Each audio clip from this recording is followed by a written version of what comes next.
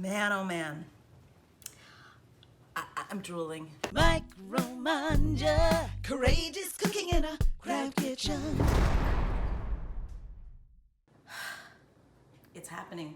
We're gonna have parties again. We're gonna have celebrations. We're gonna have barbecues and nights out on the roof deck or in the backyard.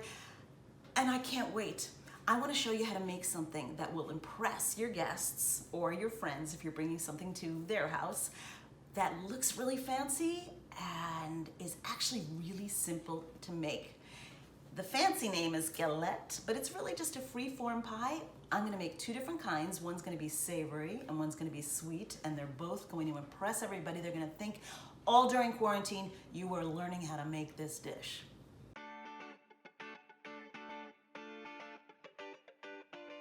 This is my mise en place to make two galettes. One's going to be savory and one's going to be sweet. And I'm using my own homemade puff pastry, but you can buy puff pastry in the freezer section of your grocery store, or you could just use a regular pie crust. Either way works. This one's gonna be a rectangle, this one's gonna be a circle. I know it's not a great circle, but that's okay because it's a galette, it's rustic. So for my savory, we have shallots that have been caramelized, and then you let them come to room temp so they're not scorching hot when they hit the pastry. Fig preserves, which I also let to come to room temp so that it's easier to spread. Goat cheese sliced up, and some egg wash. Then for the sweet one, I'm filling mine with chocolate and bananas. So the chocolate is dark chocolate that I chopped up myself in my Mezzaluna, but you could use chocolate chips, or you could take a chocolate bar and whack it in a bag to make it smaller pieces. And then I cut my banana on the bias, on the angle, so that it looks really pretty. And we're gonna sprinkle some cinnamon sugar on it and bake it up and feast. I'm using puff pastry for my galette, so what you have to do with puff pastry to keep it from puffing up too much is it's called docking it, where we're gonna just stab it with a fork. Now I'm leaving the edges undocked because let me show you what I'm gonna do. This is a little trick. I'm going to take my knife. I'm not going all the way through the dough. I'm just going into the dough a bit, and I'm gonna make a channel.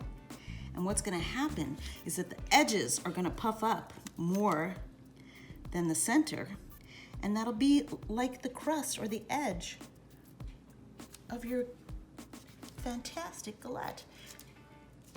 Now, oops, I hear my oven. I'm not going all the way through the dough to the bottom. I'm just running it through here. If you're not using puff pastry and if you're just using a regular pie crust, you can skip this step. You don't really need to do that.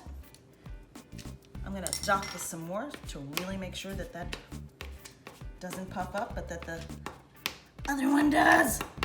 It's fun. I am using just a jarred fig preserve. Get one you like. And I'm using my little offset spatula to spread it around.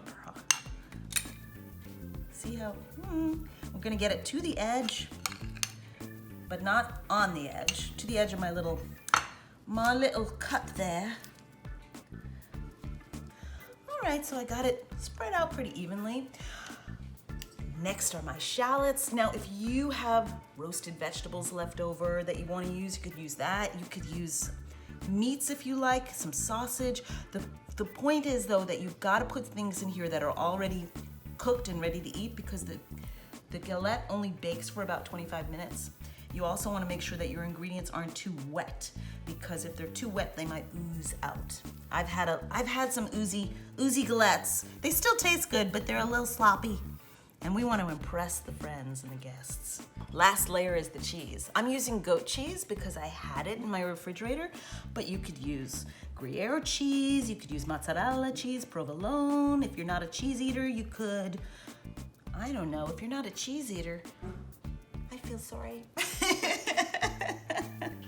And to make it really pretty, we're taking a little egg wash, which is just egg beaten up, and a pinch of salt, and we're gonna brush the edge so it gets all golden and Now, if you were using just a regular pie crust instead of puff pastry, you might wanna fold over the edges and crimp it a little bit, but puff pastry is gonna do all that work for you because it's gonna puff up and make this beautiful looking fancy schmancy, went to special school to learn how to make, not really, pie.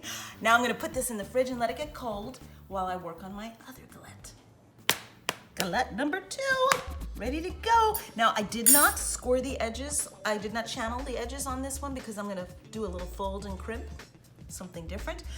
And this one is so simple, literally just sprinkle your chocolate. Don't eat too much of it while you're doing that. It's so tempting. And then we're gonna lay the bananas on it to make them look all pretty.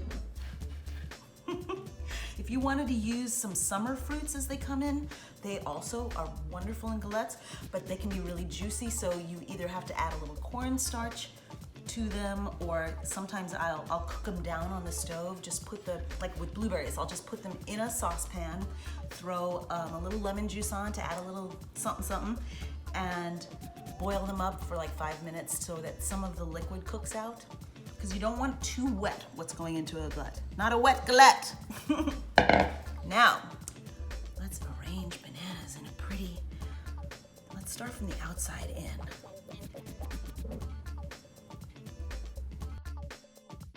That looks kind of like a flower. Now for the crimping. It's not really a crimp, I'm just gonna fold over the edge and fold over the edge and kind of fold it over each other. Folding it over each other, you know, giving it a little love along the way, gentle. What that dough ever do to you? Very pretty. Then we're going to take, again, egg wash. Just egg and a little pinch of salt. And if you don't want to put the pinch of salt in, you don't have to. You could also brush this with a little cream or milk if you don't want to use egg or you don't have an egg. Cream actually does pretty much the same thing, which is to add a nice gloss and a nice deep color. And it gives the cinnamon sugar something to stick to. So I'm gonna bump this up to the next level with a little cinnamon sugar on the edges. Now, I'm gonna put this back in my fridge for like 10 minutes just so that the dough gets cold again, because all this working of the dough has softened the butter, and we want the butter cold when it hits the oven so that it does its thing and puffs up. Both the galettes have been chilling for about 15 minutes so that the butter inside the pastry has time to solidify. If you're using regular pie crust, you can kind of skip that step, but puff pastry, you want it cold. Into a 400-degree oven for about 25 minutes. I'm not sure. We're gonna look at it in 25 minutes and see how they look. Good luck, girls. The timer went off, 25 minutes, but it might need more, so let's just take a peek. Nope, it definitely needs more, but look how gorgeous. Okay, we're gonna let it go another 5 to 7. It's been 32 minutes, and I can smell that they're ready.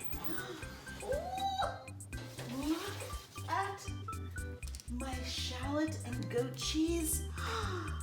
And look what happened. See, the channels kind of puffed up.